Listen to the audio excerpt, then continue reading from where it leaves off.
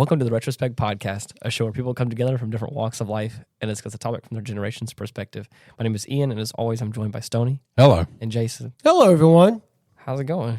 It's going good. Well, we had a little bit of bumpy weather this morning. Ooh. Yeah. Seemingly out of nowhere is what it felt like. Well, they mentioned that it was going to be, it's springtime, so Yeah. it's severe weather. So right now, I mean, you just have the hot and cold air that are starting to battle each other, and when that happens, the weather starts popping, and it popped a bit this morning. I don't think it popped too bad at my house. I mean, a lot of lightning. Yeah. Lots of lightning. A lot of lightning. Around the studio area, I was over here, and I was listening to some music and, was cleaning up and doing some stuff. And out of nowhere, I was like, is it raining? And it was pouring down raining. I was like, oh, man, okay. Well, there was a tree down Yeah. on the way to the studio. Yeah, I saw that. They looked like they moved it off. So, I saw there was some pretty high winds. I saw a report in a town called Jennings. Okay. I think recorded a straight line wind of 90 miles an hour. Oh, wow. Whoa. Are you serious? Yeah, I saw a report at the Baton Rouge Metropolitan Airport. They recorded a gust of 78. Wow. So that's hurricane force wind. Yeah. Today? Today. Get in this out. line of storms that rolled through. So, it got dark because I know this morning, while I was drinking coffee, it got pitch black outside. Wow. It was pretty bad. I was like, well, it could be good. Yeah. This could be kind of one of those things where it just, it gets dark and wind a little bit, and then it just kind of passes, or it could be pretty bad. The bottom falls out. The bottom falls out. So Right. it rained some. It what I really wanted to do, and I couldn't do it. I want to put out my Scott's Bonus S last night. And that way I knew it was going to be raining, and then we would just wet the ground and be done with it. But that didn't happen. Ended up having dinner at my parents' house, and we played a little Mexican train, which is fun. So we always have a good time with dominoes. That's fun. Mexican. So what train. is the bonus S? Is that like the weed and feed? Yeah, Scott's Bonus S. It's basically a weed and feed for your lawn. Yeah, because we did the weed and feed. It was a Scott's. I don't know that it was the bonus Scott's. S. I'll have to look at It's it. Scott's. And so we did that the other day, but they say do it in the morning while there's still dew on the ground. Right. And then make sure it's not going to rain for 24 to 48 hours. So we made that window, so I'm hoping that it'll kill, because them clovers are going crazy. in the Yeah, yard. so I need to spread it. I think for our area about this time is when you need to be putting it out. Mm-hmm. I haven't done it lately in the last few years, but there for a while they had that big lawsuit against them. I bought a bag of it and put it out, killed all my grass. Oh, no. Yeah, it was a mislabel from the factory, and Killed everything. it messed Oops. it messed the lawn up, and a lot of people's lawn, and so we got a settlement for that at the time. Did you get your check? I did. Okay. Oh, wow. There you go. Yeah, got a check from Scott's. I filed a claim, and they sent a check for the damage to the lawn. So Wow. that's been now several years back, if I recall. It's been a while, but well, I guess they fixed it. So it's everybody seems to be using it. It's been no problem. So I was going to put it out because my lawn needs it. Yeah.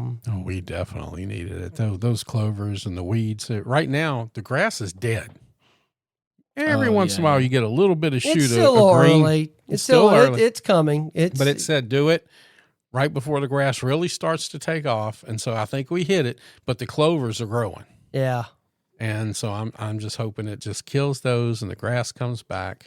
I'm gonna have to find somebody to what is it called, thatching the lawn? Yeah, I had a thatcher, but I sold it when I got rid of my riding lawnmower because it blew the engine in it or something. Yeah. Somebody says, "Ooh, I need a thatcher," and I should have kept it because I could have let the yard guy just run around with it. But pull all that up and you mulch it down, and it feeds, the grass and stuff, but aerates it too. So, but all right. Yeah. Well, but so it was a little interesting morning, but looks like the sun's out, so everything's Changing all of the good. seasons. Did y'all see over the weekend that NBC News found that only 7% of Americans have a very positive view of Democrats right now?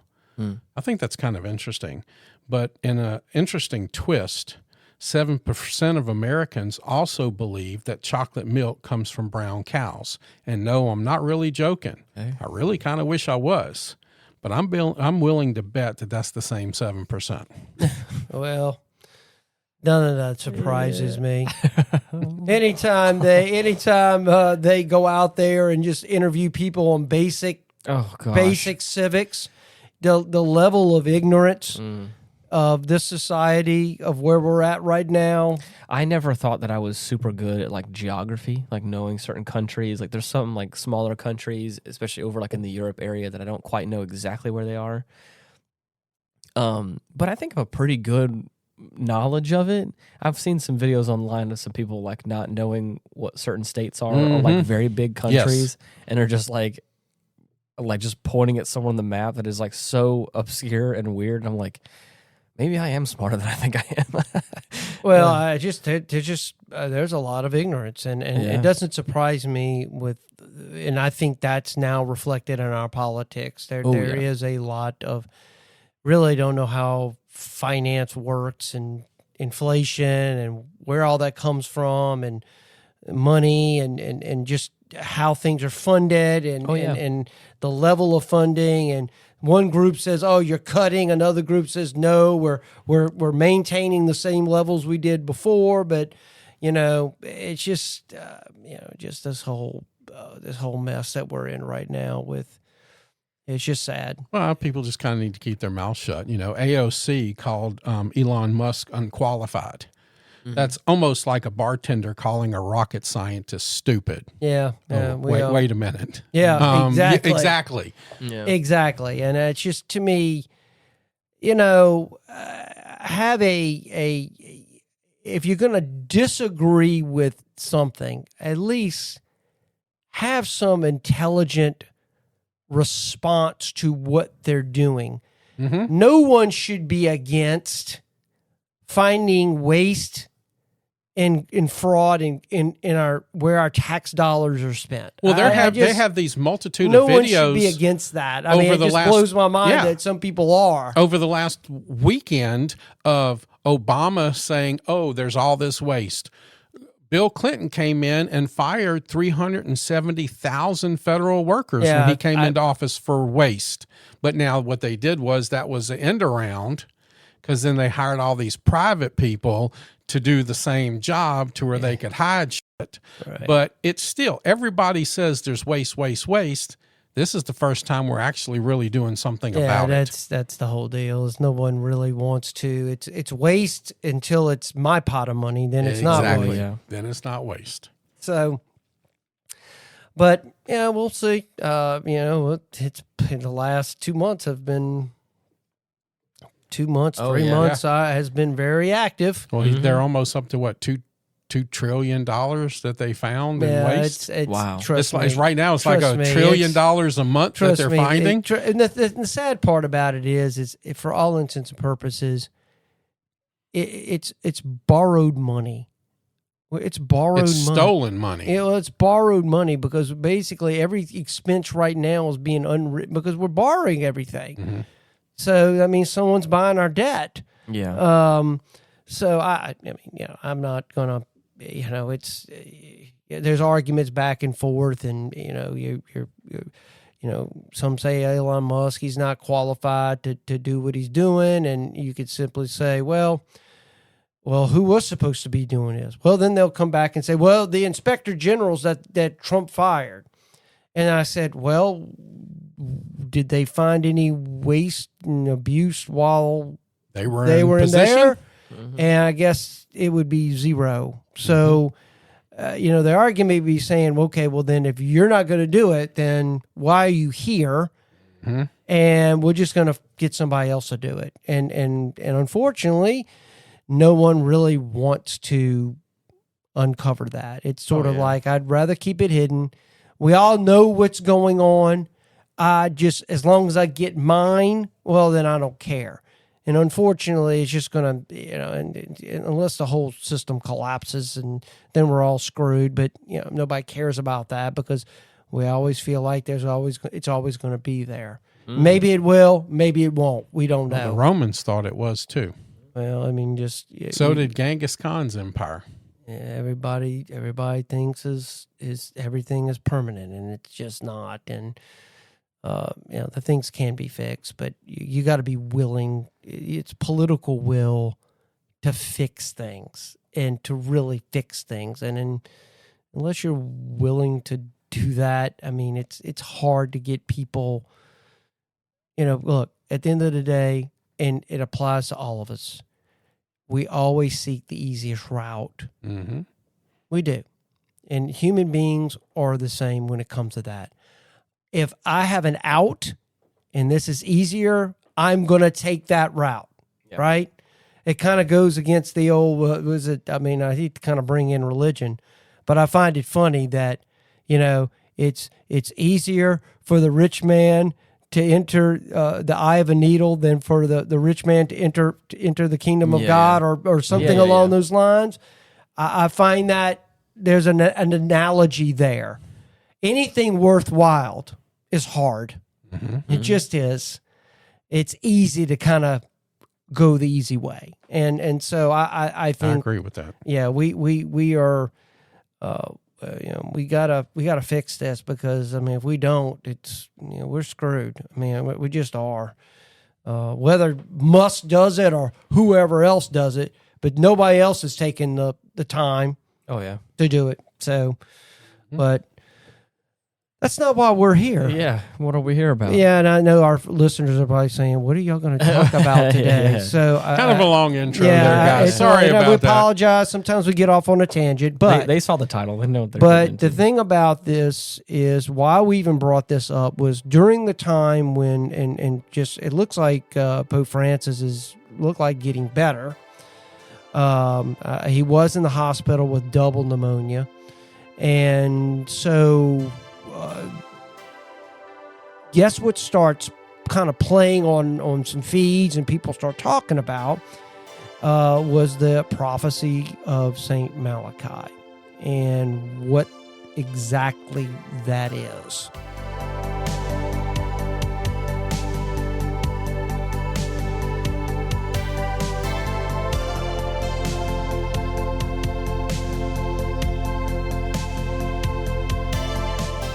But that also came up in a past episode when we were talking about some prophecies and things like that. I think it was me that brought up the prophecy of the popes. Right. Yes. And so, but it really started playing because everybody really looked like, I'd be honest with you, I didn't think Pope Francis was going to make it. Technically, according to this prophecy, he's supposed to be the last one. He's supposed to be the last pope. So I don't, with him now getting better, at least that's what it looks like for now.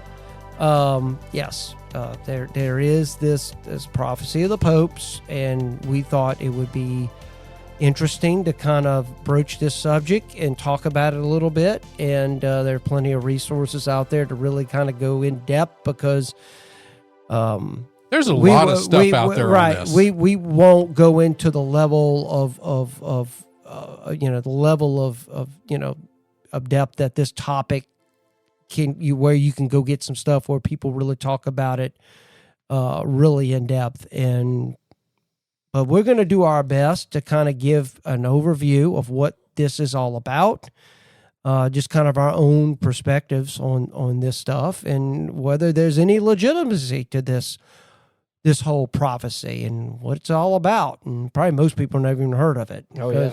I know I haven't. Yeah. Oh, really? Okay. I'm not really into that sphere, so I don't really know anything about popes or, for the longest time I had no idea who the current pope was until who's the current one right now? Pope Francis. Until that whole transition happened where Francis became pope after Pope Benedict stepped down. I wasn't in that world, so I didn't really know. That whole conclave thing is interesting in itself. How they bring in a new pope is really interesting. Well, you know, you have to go back in time. I mean, I've had these discussions with people, all the time with my my interest in church history. And of course, I teach, RCIA at my church. So I teach, the defense of the faith. But I'm very much have a extensive reading list of church history and where where all this comes from and how it all evolved over time. But I tell people all the time, cardinals were only created to elect a pope. That's it. That's their whole purpose. And believe it or not, you don't have to be a priest to be a cardinal. You can be a lay person. Really? If I remember right. Yes, now most cardinals are bishops. I think for the most part they're bishops. I believe the way it works is there's like a couple cardinals per continent. Wow. Okay. Yeah. Generally they are over large metropolitan areas of where they come from. But I mean, prior to the institution of cardinals, the popes generally were, a lot of times were controlled by kings and emperors. Yeah. Had a huge say in who would get put there. Especially during the crisis of the 9th century. It was a mess of especially with the once the Western Roman Empire as a political entity really kind of fragmented, and you had a bunch of barbarian kingdoms being set up. Things got a little kind of messy. I guess you kind of equated to if the United States would be invaded and eventually broken up and different regions were ruled by certain people, and how we kind of elect a president, so to speak, how that would be altered, how that would work. Same thing kind of happened to a degree, and I'm glossing over a lot of details with that. But yeah, so who is Saint Malachy? Mm-hmm. I think people need to know who this person is. And I do have some background information on this person. He was as I said, I introduced him as Saint Malachy. He is a 12th century saint who was in Ireland. And he is a 1094. He was 1094. 1094. Yep, long time ago. Right. So he was born in 1094 and he died in 1148. Mm-hmm. And he actually died at his friend's bedside of Saint Bernard de Clairvaux, which was his best friend. And he got summoned to Rome by Pope Innocent II. And in his time in Rome, supposedly he had visions. Now, if you look at Saint Malachy right now, his feast day, he is associated with one of his attributes is prophecy. It's funny that's not just kind of some far off thing. He's actually known for that. Well, he performed miracles and having visions, which the prophecy of the popes was one of those visions where it was the form of 112 mottos, each representing a pope. Right. It was 111 Latin phrases. Right. And supposedly, if you look at if you look at the work that was done, it was like certain little, like Tony mentioned, there are certain little phrases associated with each pope. Mm-hmm. I've actually written a few of them down. I thought that was pretty. So did I, because some of them are accurate and some of them aren't. Some are not, and it's pretty interesting. But it's interesting that at the end, so you have 111, and then there's a break. Okay, right, and then there is the last pope. Supposedly, was a guy by the name of Peter the Roman, and that's supposedly the last one. If you go to the Vatican today, and you look at where they have the pictures of the Pope, you'll see there's one last frame, which is interesting. I find that interesting. Now, whether that was just simply they just ran out of room and, eventually your space runs out and that's what you got, or there was some symbolism there about would that be the last one. But I found it interesting that in the last stanza that it's a very interesting reading, but I've wrote it down. I just want to read it to everybody. It says, in the final persecution of the Holy Roman Church, there will sit Peter the Roman, which will feed the sheep in many tribulations. And when these things are finished, the city of the seven hills, i.e. Rome, will be destroyed. And the dreadful judge will judge his people. And it ends the end. Oh, wow. So it's interesting that some people attribute the current pope as Peter the Roman.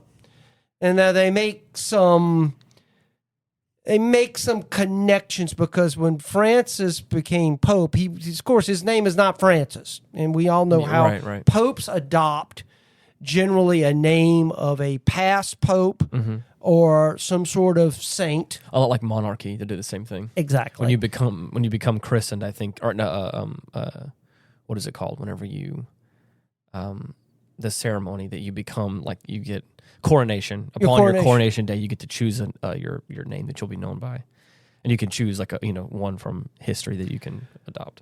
But suppose that from what I was reading, some people say when he picked Francis of Assisi, and I don't know if y'all know of Francis of Assisi, but Francis was a saint. He's attributed to being kind of the founder of the Franciscans. If anybody doesn't know who the Franciscans are a religious order within the Catholic Church. We call them the nature lovers.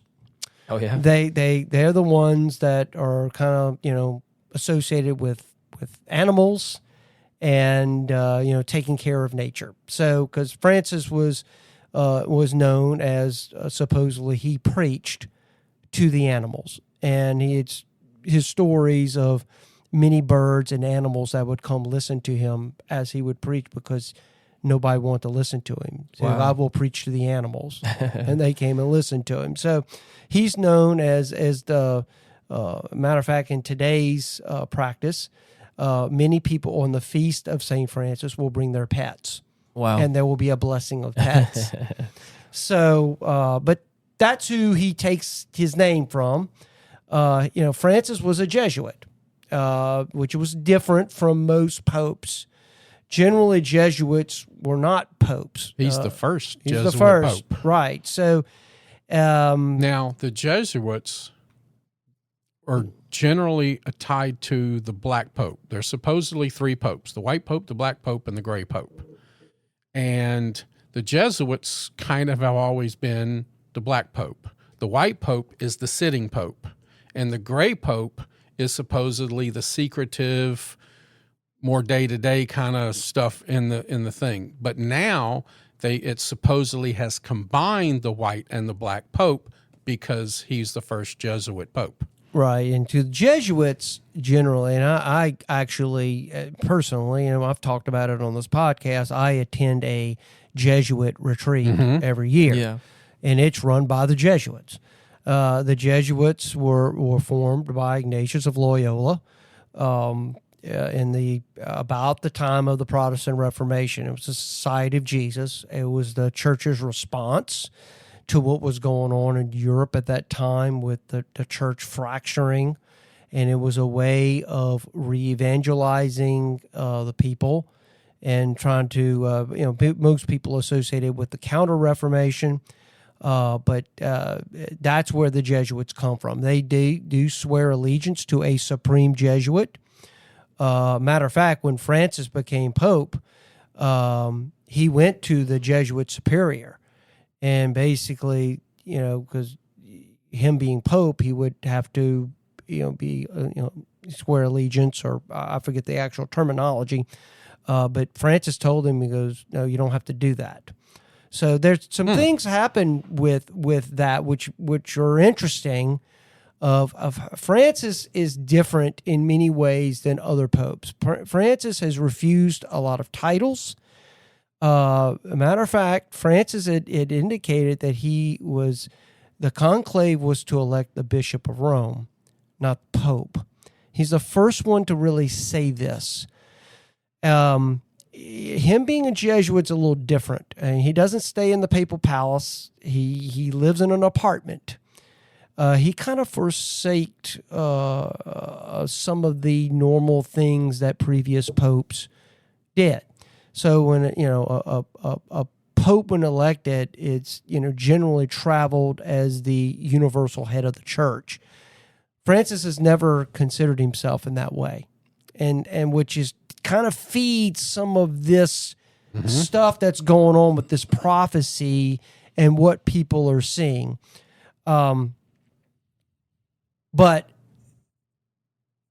so Francis takes the name of Francis of Assisi.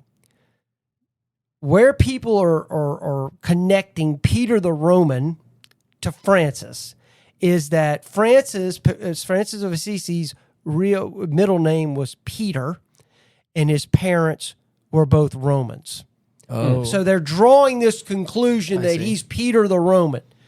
Now, Francis's parents were actually Italians and migrated to Argentina. Yeah.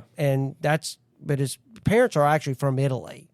That would be Roman. He would be Roman. That would be Roman. And Francis actually utilizes Italian for a lot of things versus Latin, which is Latin is the language of the church. Italian is the language of the Romans. So it's some people are making the connection. Well, is Francis the last pope? And then there's a lot of controversy surrounding Pope Francis and some of his things that he is supposedly attributed to saying. And some people hate him. Some people think he's the Antichrist. Some people think he's this or he's that or whatever the case may be. Well, he's taken a pretty strong stance on immigration and things like that, even to the point where it's possibly believed that the last pope was to be removed by the CIA to bring this guy in. Well, that's true. I mean, to cause if he's not the one to lead the church through the tribulations, right, is he the one bringing the tribulations in? Yeah, I mean, I was trying to do some reading on who are some of the cardinals that might succeed Pope Francis, and I mean, if the prophecy is correct, I mean, I guess if someone is by the name of Peter gets appointed, or takes the name of Peter, which they could. So yeah, I mean, I don't know, but I mean, kind of getting back to what the actual prophecy of the popes and where this document came from. As I said, it was attributed to Saint Malachy a long time ago in the 12th century. So you're in the midst of, just for time frame purposes, you're now in the beginning of the Crusade era, basically, for all intents and purposes. Oh, okay, I see. So now. Just gives you an idea what's going on worldwide. The churches at this point they're tired of hearing about what Muslims are doing to Christian pilgrims. Well, they're tired. They do all that. So. But he ends up, as I said, he passed away. The document associated with him was supposedly put into the Vatican secret archives. Well, he presented it to Pope Innocent II, and it disappeared for 400 years. Right. It went into the Vatican archives and was eventually found by a Vatican librarian. It was a monk that found it. I have a date here, if I can remember. It was in 1556. Wow. So, okay. So, time frame here, what's going on? 1556, this is now the Protestant Reformation is really starting to gain steam. You have stuff going on with Henry VIII. You've got Martin Luther. You've got all these things going on. So, but it raised another one in 1590. There was a conclave where it was brought back out in a massive way, and they thought that it was going to, be used to influence the election in 1590. Right, yeah. It was actually found as I said, in 1556. It was published 39 years later in a book called Legum Vitae, if I'm pronouncing Arnold Vion, or Vion, or however you say it. Right, Arnold de Vion. The Tree of Life is what it means. The Tree of Life. That's a Tree of Life. It's a chapter in this book. And so Alpha, I think it was Arnold de Vion, and he was helped by Alfonso de Eclar, I believe is the name. And this, he was a expert in medieval manuscripts. So, they're looking at this thing. Is this legit? Is it real? He eventually says, yes, this is real. This goes back to the 12th century. And so they do it. So, I mean, that's kind of where we are with the prophecy. So it gets published. There's a bit of a controversy in 1595. We'll hit another publication in 1595. Well, they're saying because there was a bit of a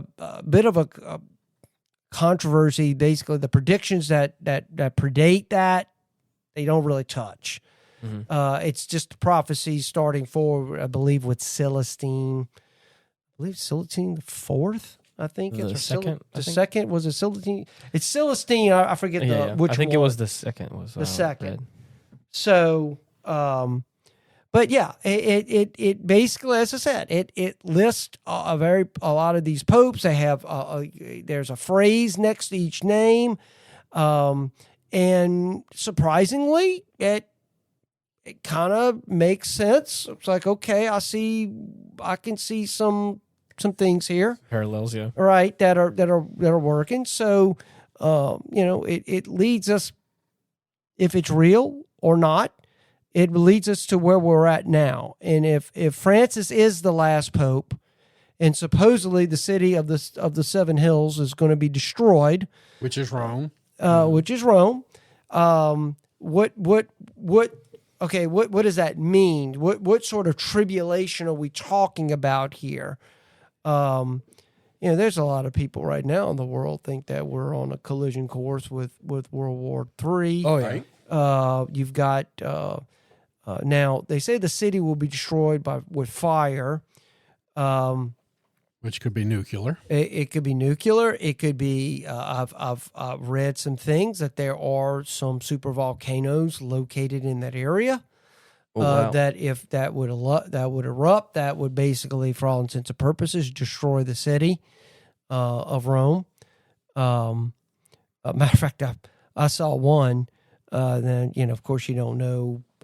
If it's true or not, but reading something that the National Security Administration believes that there are active volcanoes in Italy right now that are very close to eruption. Really? Yes. So whether that's true or not, who knows? Yeah. But the question is then what is judgment, and what does that mean? Right.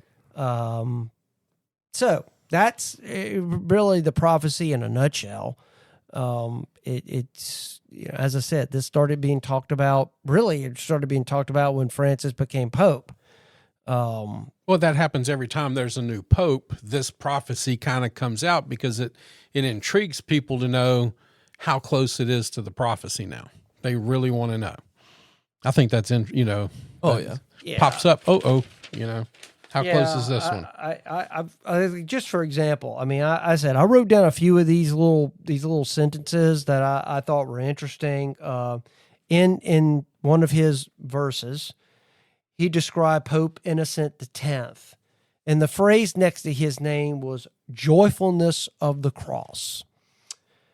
He was elected Pope on the feast day of the exaltation of the cross after a long, very difficult conclave. So, You're right. It's something there. Some parallels. There's some parallels there. Another one, Pope Pius VI. And as I said, well, step back. Pope Innocent X was from 1644 to 1655. Pope Pius VII was 1775 to 1799. I should say Pope Pius VI. His phrase was apostolic wanderer. What's notable with him is he traveled to Germany to confer with Emperor Joseph II. The last 2 years of his reign was very difficult because he had to flee Rome due to revolutionaries. And he took a very difficult path over the Alps and eventually landed in France, where he eventually died there. So he wandered a lot. Yeah. So, well, they had a couple close ones. What is it, Pope? And these numbers always get me. What is it? XX3111. That would be 23, right? Yeah. From 58 to 63, pastor and mariner. Well, he was he came from Venice. He came from Venice, which was a maritime city. Yeah. You know, another one that I liked was Pope John I in 78, from the half moon. Yeah, how long did he serve? 33 days. And they're saying it was like just that little moon phase. Right. Mm-hmm. And the other one that kind of caught my eye, which I really liked, from the labor of the sun. And this is Pope John Paul II from 78 to 2005, was born during a solar eclipse that had a global reaching papacy. Yeah. Wow. I mean, that's specific, you know, for so long. And then the other one, Pope Benedict the 16th, I guess, from 2005 to 13, the glory of the olive. And the Olivetans are a branch of the Benedictive order. His papal name also refers to the Benedict of Nursia. How you say that? Nursia? Spell it for me. Nursia? Yeah, Nursia. Nursia. So how would they know? Yeah. How would they know? That's pretty specific if you think about it. Yeah, I've got one here. Pope Pius VII, who reigned from 1800 to 1823. His phrase was greedy eagle. Uh-oh. That doesn't sound good. Well, guess what? Who was in power and during that time? Yep. Napoleon. He battled with Napoleon, whose symbol was an eagle. Mm-hmm. Yeah. Very contentious relationship. He wanted to conquer the world. He excommunicated Napoleon, and then he was kidnapped by some of his officers, and then eventually he got released, and basically Napoleon demanded to have some sort of agreement with him that basically benefited Napoleon. So, as I said, some of these things are it's interesting to see, and you know, how would Malachy would know that? Now, I find it interesting that there are some who doubt Malachy wrote this. Another name associated with these prophecies, because we all know that it was discovered in the Vatican archives in the 1500s. Well, who else was living in that time in the 1500s? Nice. Was Michel de Nostradamus. Uh-oh. Mm-hmm. Yep. So there are actually some that believe that actually Nostradamus wrote this because he would have been very interested in the future of the papacy. And, you know, you have to understand at that time, you know, people were looking for, there was an antichrist around every corner. Yeah. Every corner. Yes. Yep. So, I mean, you people always, you know, is this or that, or, you know, is that the antichrist, that's the antichrist. And so there was an obsession because, I mean, the established order of society was getting upended during this time. Yep. Relationships between church and state, how all that worked, those dynamics. So yeah, I did, was listening to a video on this and they did, because of some errors, and it looked like some errors were recopied, which indicate that somebody just copied this stuff. And some would say, well, I don't remember the exact connection.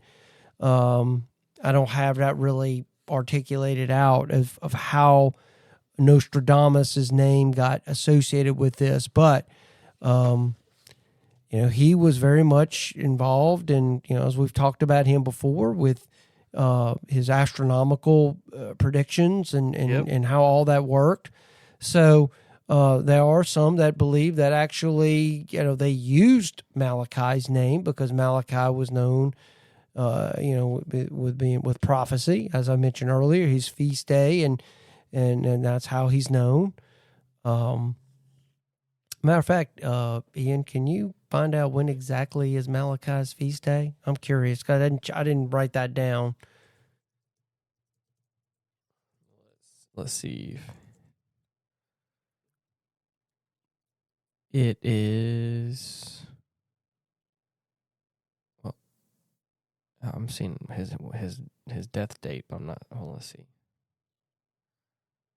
The feast day of Saint Malachy is celebrated on November 3rd. November 3rd. Okay. The date was chosen to avoid clashing with All Souls Day. Yeah. Which is celebrated on the 2nd of November. Yep. So yeah. So if like when I go to, I go to a daily mass because you don't really see about this on Sundays. But if I go to a daily mass during the week and it falls on the day of a particular saint, they will have a little deal about him. And so it's so if I go to church on November 3rd, then in the missal it will be Saint Malachy. So that's who we remember as a great. He was a bishop, and if you have to remember now, when Saint Malachy had become a bishop, Ireland was still not really completely Christianized at that time. Yep. There were a lot of Irish people still kind of hanging on to their paganistic past. I mean, it's especially the Druids and that sort of kind of backdrop of there. So, that was a time in Ireland it was not quite Christianized yet. So he died on November 2nd, 1148, and that was why they chose the 3rd because of it clashed with. I was confused as to why they would not. Well, clash would be. Yeah, most you'll see is their death date is more important than their birth date. Yeah, because that is when they enter the kingdom of God. Right. So, so you'll always generally will see their death date. And not their birth date. Right. Well, yeah, so that's what, that was the conflation of the two numbers I was getting confused by. He died on November 2nd of 1148, but they made his feast day on the 3rd. On the 3rd. So it doesn't clash with. Right, yeah, because you can't with All Souls Day. Yeah. So, interesting. So, yeah. It's a... I guess the question is what do you think of these prophecies? Do you feel like they're legit? Do you feel like Francis might be the last pope? Do you feel like, they say the city's going to be destroyed. If you're saying the city's going to be destroyed, then something's got to happen. I found it interesting. I was kind of looking at some unrelated stuff, but, we've all been talking about the asteroid Apophis. Oh, yeah. And, supposedly in 2029, it's going to be within about 30,000 miles of Earth, which is, like, really close. You'll be able to see it with your naked eye. Is how close it will be. And I was tracking the path of Apophis, and it looks like it might be flying around in that area in 2029. It also has a potential in 2036 of swinging by, and I'm looking at some of the track, and I'm thinking, could that be, he's gotten better, so 2029 may not be that far off for him. That's 4 years, which is 4 years, not long at all. No, it's not. So, yeah, and unless you unless you step down, is Pope just like a lifelong position kind of thing? Yes. Well, yeah. I mean, yes. Pope is like anytime like bishop. I mean, a bishop is once you get a bishop, you're a bishop for life. I mean, it was very unusual when Benedict resigned. It had not been done in probably 400 to 500 years. Oh wow! That a pope actually vacated his office. You've heard probably stories of why Benedict. When Benedict was elected, Benedict was the chief theologian. I forget the actual term. I probably remember it after we're done, but it's basically he was in charge of ensuring doctrine in the Catholic Church. That's what he was under Pope John Paul II. So there were a lot of people at the time when he got elected Pope that he was like, for people that were more, I would say, the more liberal wing of the church, didn't necessarily like him because he was a very hard line on doctrine. He was nothing like that when he came, but Benedict, when he got elected, basically says, I'm a transition pope. He knew he was already old when he got elected pope. And from some of the things I've now that's coming out with the FBI and all this stuff with Trump getting elected and a lot of this stuff kind of being opened up. I mean, there is some rumors that he may have been forced to resign, to put on to elect a pope that may be a little bit more politically aligned. Yeah. Whether that's true or not, I don't know. I have no evidence to indicate that. There is some talk. There's some things out there that may. It could simply mean that, look, I'm too old. Yeah. I can't do this job anymore. I can imagine it probably weighs on you like any other position. Huge. It's a huge job. I mean, you're the leader of the whole Catholic Church. Yeah, I mean, that's a lot. I mean, just dealing with the Roman Curia and all the problems that I looked up something really quick. It's from what I was able to find. It says DDF, the dicastery of the doctrine of the faith. Correct. That's basically that ensures that Roman Catholic doctrine stays unified. Right. This is what the church teaches. It's not what I think. Yeah. It's not what that church thinks, not what the church down the street think. This is what the church is teaching on these subjects. End of story. Yeah. And you're saying that he did that?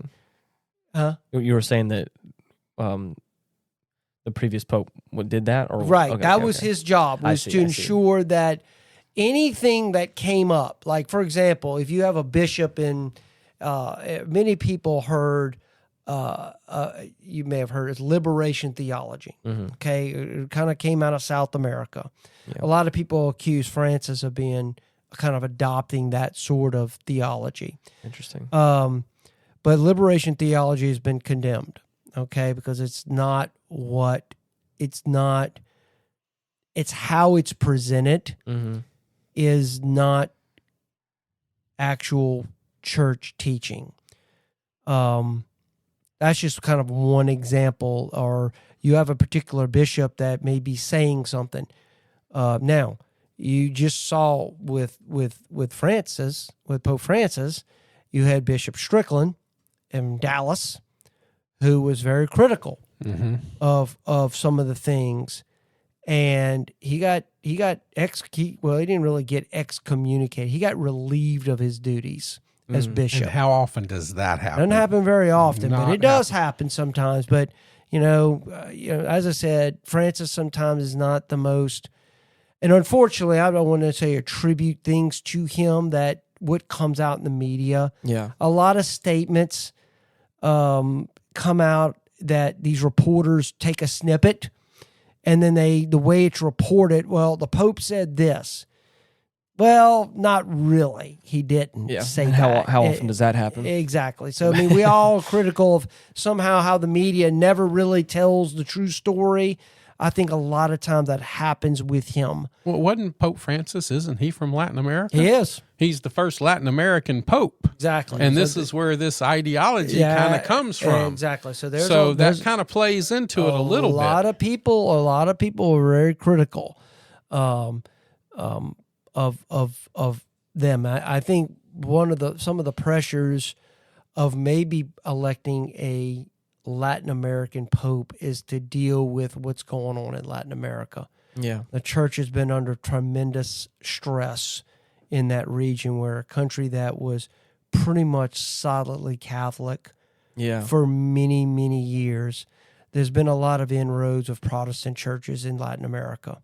So they really thought bringing a pope into that was from that area would help in that regard. Mm-hmm. Right now, the church is growing the fastest in Europe and in Africa and Asia.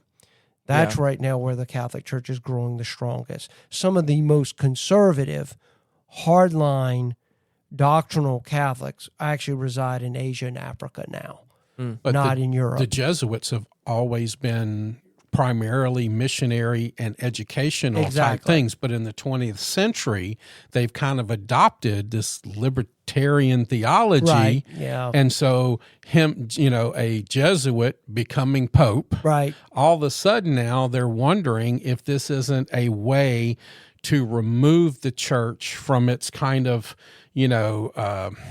traditional doctrine more into a social, political activism, than what they're supposed to be doing. Yeah, reading a lot of this stuff. And you hear him talk. Oh, yeah.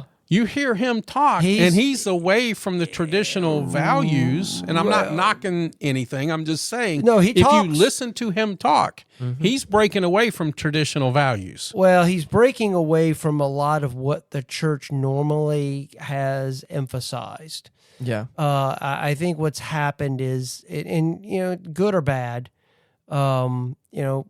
when Pope Francis was elected, he basically told, I remember listening to one of his speeches, he told the churches, and of course, when you're Pope of Catholics throughout the world, what are the challenges in America versus what's going on in South America? Mm-hmm. So, unfortunately, you're talking to a worldwide audience, so some things are just not going to resonate in certain areas than others. But, he was basically told everybody, you need to shake things up. You need to reinvigorate and kind of, when I was doing research for this topic, of course it brought a lot of information from a group of ex-Catholics who consider themselves Catholics, but basically believe anything after Vatican II are an anti-popes. So people like Mel Gibson, which has said this, his father was very much what they call a Pseudo-Vaticanist. I forget the term. Yeah. But basically they believe that the election of John the 23rd was an invalid election. So there was a Archbishop Lefebvre, who at the time broke away and basically said that the Pope before him was the last legitimate Pope. So they do have some that even believe that even Pope John Paul II was an invalid Pope, that his election was invalid. Whether I believe that, I don't necessarily buy that, because I've kind of listened to a bunch of that stuff, and I don't think some of that's just not very, it's sad that, but there were a lot of people who were very resistant to changing the Mass from Latin and how the Latin Mass was conducted versus what is a typical Catholic Mass today in the vernacular, and how that's played out. If y'all know, but basically in pre-Vatican II Masses, of course the priest never faced the audience. he faced the tabernacle. Right. Yeah. And it was all in Latin. It was nothing was in English or whatever your native country may be. Right. It was in Latin. And so that's why you see pictures of the, little old ladies in the pews reading their rosaries while mass is going on, which is not what you're supposed to be doing. So there was an attempt to reinvigorate, to kind of open the doors, bring new air into the church. We're going to make the priest face the audience. The audience is going to be much more of a participant in the service versus the way it was before. Well, before it was the priest was your connection to heaven. You had to kind of go through the priest, and it was a way to use control over people too. If you wanted to be absolved of your sins, what did you do? You went to confession. Well, you did those things, and that's not biblical. There's no confession in the Bible. Well, I'm gonna push back a little on that. You can push back on that, but it's still the truth. I don't believe that, because I do believe biblically it is. But I think confession was very much when Jesus basically discharged his apostles to go out and forgive sins.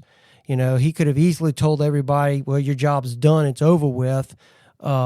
All they got to do is pray to me and you're fine." But he didn't say that. He basically told his apostles, you go out and forgive sins. The sins that you forgive, they're forgiven. The ones you withhold, they withhold. But also everybody has that power, not just the apostles and not just the priests. No, I don't believe that, but that's maybe we can get somebody, get a specialist on this one. I've got my specialist But it's also how the printing, which made the Bible accessible to everybody now, started changing the way people believed in Christ and worshiped. So the printing press helped all of this too. The printing press did enable the mass production of printed material, where things were handwritten before, but they were Bibles in the vernacular languages before. And the Protestant uber wealthy could afford that. Well, I mean, the fact of the matter is, if you had to handwrite a Bible, it was expensive, and just the way it was. Absolutely. And the reason they were, some people say they were chained to the ambos, and that's because people would steal them. To steal them, right? So I mean, the idea that they were trying to keep the Bible away from the masses, that's not necessarily true. I think it's more about circumstances of the times versus, and then of course when you get the printing press and things kind of change. But as far as the priests, confession still exists. I mean, I go to confession, so I mean I still go to reconciliation, what we call it, and I go to a priest and to a confessional. So I mean that practice is still there. I think the idea of turning the priest around, putting it in a language where people understood, would actually engage the congregation more. And then now your job as the congregation, okay, you've been screaming that we don't understand Latin, we don't get this, I'm just sitting here observing something. Okay, now you've got to do your part. You've got to now respond to that. And I believe some things were lost. Of course, I don't know how to speak Latin. I knew some Latin phrases, but beyond that, I'm not versed in Latin. But I do believe that in many ways, I'm somewhat critical that there were some inadvertent consequences of the changes of the Mass. So kind of back to my point was what these people that believe that anything past Vatican II where it was invalid, you do have a group of what they call Vatican I Catholics, or Pseudo Vaticanus, or I forget the actual term they use, but they were started by Archbishop Lefebvre, is what happened during that time. And I don't, but that's what I'm saying. A lot of that material I found while researching this topic, because there's a lot of those groups that subscribe to the anything past Vatican II is invalid. A lot of them really dig into this prophecy of Malachy because they believe that it's all invalid, and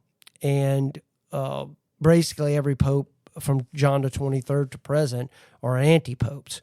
So yeah, I saw that, and I just didn't want to go down that rabbit hole. Yeah, because that's a whole nother rabbit hole of the anti-popes. That's just crazy. Well, and it's back. I mean, this list, it listed anti-popes as well as popes. Right. So it included anybody that made a claim to the papal throne. Mm-hmm. Basically, is in this list, and some were considered anti-popes. Some were considered regular popes.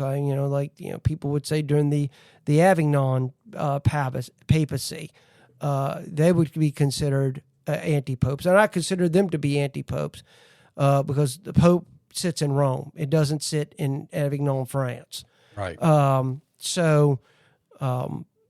It's that's what I'm saying. It's just to let people know that when you're diving into this, you're going to get a lot of information on people that subscribe to Archbishop Lefebvre's rejection of Vatican II. And because if I recall,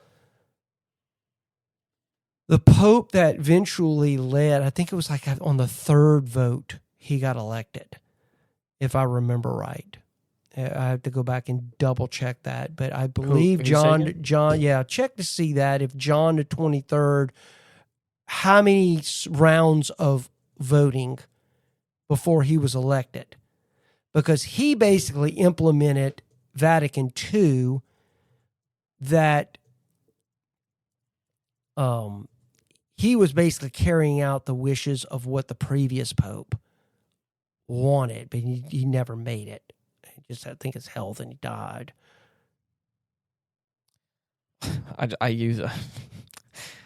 tried to be super specific to get this right, and of course, I think I just put the word voting in there, and so now it's all like election information and election results. I did. Put in Pope John the 23rd. I did. Let's see. Let's see if it's anything. Oh, okay. It says the papal conclave was held from 25 to 28th October 1958. I don't know. I'm not. They took 11 ballots over 4 days to reach the decision. Okay. There you go. October 25th, 1958. Yep. Yeah, so that's what I'm saying. So there was a lot of issues. Like now, Cardinal Giuseppe Siri was the front runner, but failed to secure enough votes due to concerns about his strict conservatism. Yeah. So it's interesting. I mean, as I said, I when I was doing research for this topic, I really I was getting a lot of that, and I've read on some of this Sede Vaticanus or whatever it's called. I had to work extra hard to kind of stay focused on this because every turn, everywhere you go, there's 2 or 3 other avenues of rabbits that it'll try to take you. Yeah, it's fascinating stuff. Yeah, when you deal with this kind of stuff, and that's what you'll never hear the Catholic Church talk about prophecies. Okay, they don't really pay them any attention. You just although it's full of it. Well, to a degree it is, but they don't really talk about prophecy. Now, there's some people that say in the Vatican right now there are that this prophecy is very much on the forefront of their mind. Every time the Pope gets sick. So, who is next? I'll be very interesting to see what who might succeed. If there's a succession.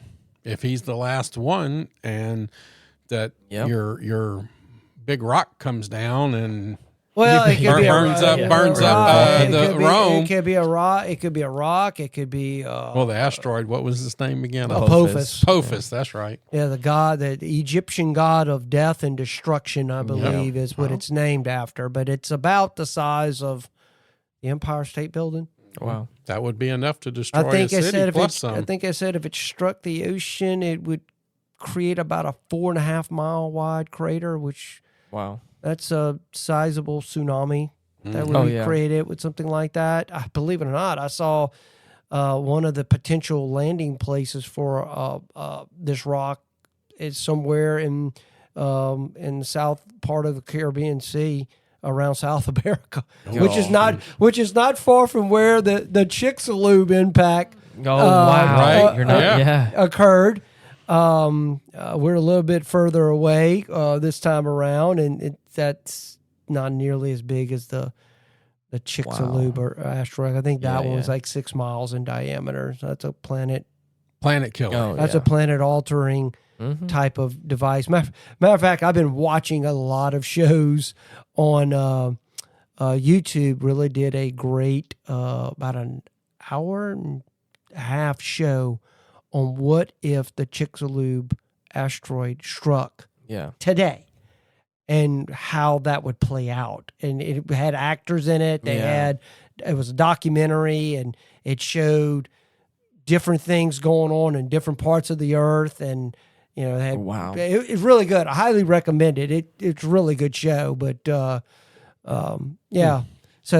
we'll see. I kind of one of those things that kind of make you go, type of deal. Mm-hmm. But and I think of it also from like the perspective too of like, because it's also prophecy, and you can kind of put things into your own words, or kind of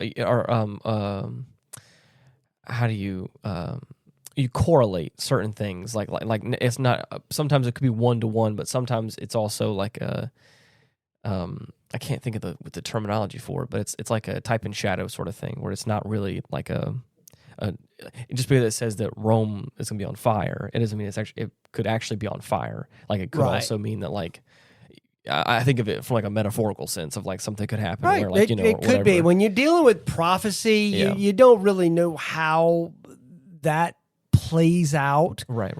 I know a lot of people that kind of really follow prophets and prophecy. But see, I believe in that kind of stuff, because I remember when I had met Miranda, I was a director of security for one of the largest churches in Louisiana at the time. And one of the prophetess came up to me, and I had told nobody about Miranda. And she came up to me running after church one day, and she says, Stoney, I need to talk to you. And I says, okay, what's going on? She says, I know you're going to ask that girl to marry you. I said, what? She says, I know you're going to ask her to marry you, but Jesus told me to tell you, do not have a ring when you ask her to marry you. And I'm like, what? You got to have a ring when you ask a girl to marry you. She says, look, you can ask her to marry you and she's going to say yes, but don't have a ring. And I was like, well, okay, thank you for telling me that. And poof, she was gone.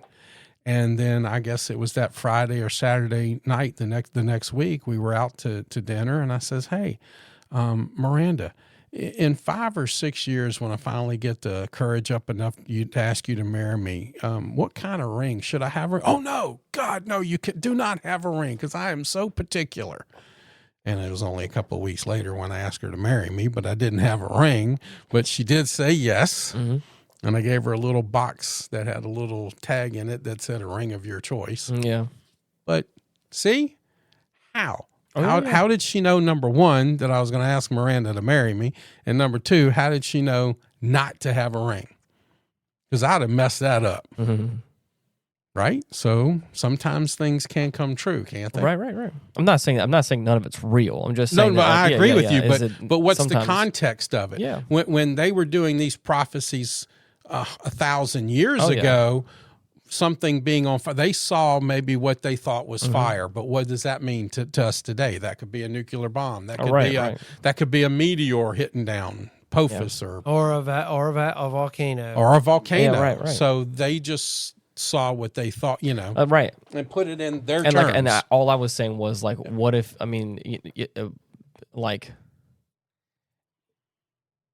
what the point that I'm saying is, like, what if you take that even one step further than like a physical sense of the word of like, what if Rome will fall or Rome will burn, and like it means in like a, you know, like an uprising sense or whatever, you know, and that's just the terminology they use. Well, fall and burn, they could be protesting and setting so stuff like on that's fire. kind of what I meant of like that, you know, what if it could, you know, take it one step further to something different where. And it's not far to take that trip. It really isn't, is it? Yeah. Especially when it comes to prophecies and things can be kind of up to interpretation, I guess, in some. It's always ambiguous until it happens. Yeah. Because we won't get into it today, but I know like if anybody's ever read the book of Revelation, I've heard a lot of people talk about that. It's like there's a lot of like mythical things that are talked about there, and people say like, is it going to be actually those mythical things, or was it his interpretation of what he was seeing in this vision and him trying to put it into words that he could understand in the Bible? Like, so is this, you know, this beast in Revelation going to be some sort of mechanical thing of our creation today? Is a dragon? I would venture to say that the beast. I was reading stuff that you brought that up. Some people have attributed the beast of the sea, to actually be the EU. It's right. I'm saying like things like that, where it's like it could, you know, him putting it into words for the people of his generation, and for him to say like he's having these visions of the future potentially, or these like prophetic, you know, whatever you want to call that's it. what I'm saying. You got to be careful, Revelation. I mean, absolutely. It's been a very difficult book. Yeah. It's all filled with a lot of symbolism, and unfortunately, I mean, look, there was during the Reformation, Luther wanted to get rid of it. Oh yeah. So it's definitely a book that's Oh yeah, you can kind of make what you want out of it. I don't necessarily believe. I have never subscribed that the Book of Revelation is a book about the future. The way I believe Revelation has already been revealed, but I believe there are a lot of symbolism in there that you got to be real careful about. To really before you kind of dive into it. Now it's fun. Yeah, it's I said it's fun to talk about the end of the world and what it's going to look like, you know, it makes for good entertainment, and I enjoy it as much as anybody. I love hearing about that stuff. Got to be careful, right? So it's I hope that people got really got a kind of a gist of what this whole prophecy of St. Malachy is. Yep. There's plenty of information out there on it, and I encourage people to go look and see what it has to say, and let us know what you think. Yes. We have our email address, getoffendedtogether@gmail.com, where you can send us some more long-form responses. You can also, any of the comment sections that I think are on some of the platforms like Spotify and YouTube, you can type out some comments there and let us know. And our website as well. Retrospectpodcast.com. Correct. Give us a subscribe. Give us a like. We appreciate you guys listening. And until next time, goodbye. Goodbye, everyone. God bless. Whether you believe or not in the prophecy of the popes, one thing is clear. It has survived centuries of scrutiny, fascination, and controversy. But maybe its real power isn't in predicting the future, but reminding us of the mysteries of faith, power, and destiny. Will the final prophecy come true, or has it already been revealed without us even realizing it? Keep asking questions, because that is the real understanding. You're the best. Peace.